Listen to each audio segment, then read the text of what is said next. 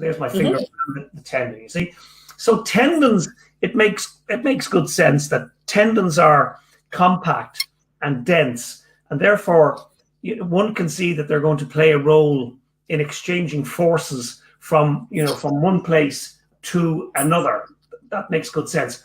But just here, and you'll see it in the paper, the Site-Specific Fascia Tuning Pegs, because that particular paper was specific to upper limb. And so for those people that have got the paper, if you look in the paper, you'll see this tissue that's here called lacertus fibrosus.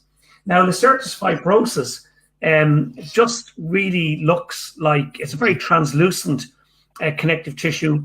You'll see in the image that I have my, I think it's a hemostat underneath, and you can see the hemostat through the connective tissue. It is that translucent, and it just looks so delicate.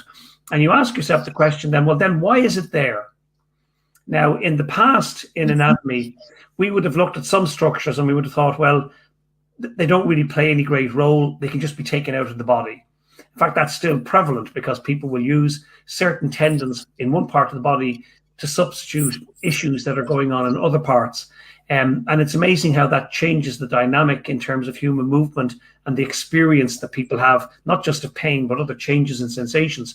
But this tissue is hypothesized running across here, coupled with a muscle that starts here and runs all the way down to your wrist. So if you make a fist and you do this, you might see a tendon popping up almost in the center of your corpus, but it may be slightly off center. So Paula, I can tell you, you do not have one. Let me see your, okay, so you do not have one in the corpus. It looks like you do not have one. And that would be Palmaris Longus. So what about the other hand? That was your right, I presume, okay? No, okay, so basically what's happening is you're, okay, you may have, and Paula's one though is much more onto the thumb side. Can you see it? But can you back to, on your thumb side? So it's rising up through the skin. The reason it's rising up through the skin is because it doesn't go through your corpus. It lies the corpus. There it is. Yeah, there it is.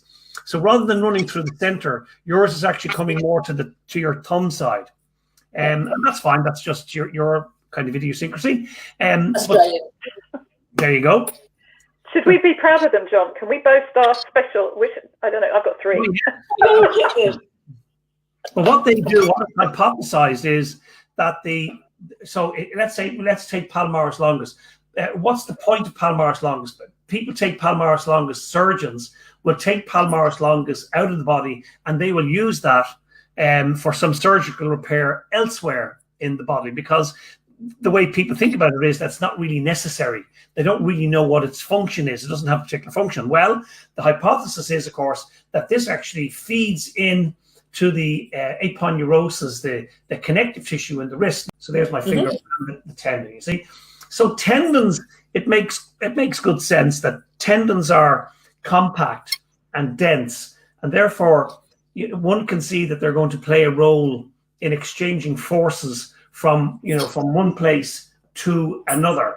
That makes good sense. But just here, and you'll see it in the paper, the Site-Specific Fascia Tuning Pegs, because that particular paper was specific to upper limb.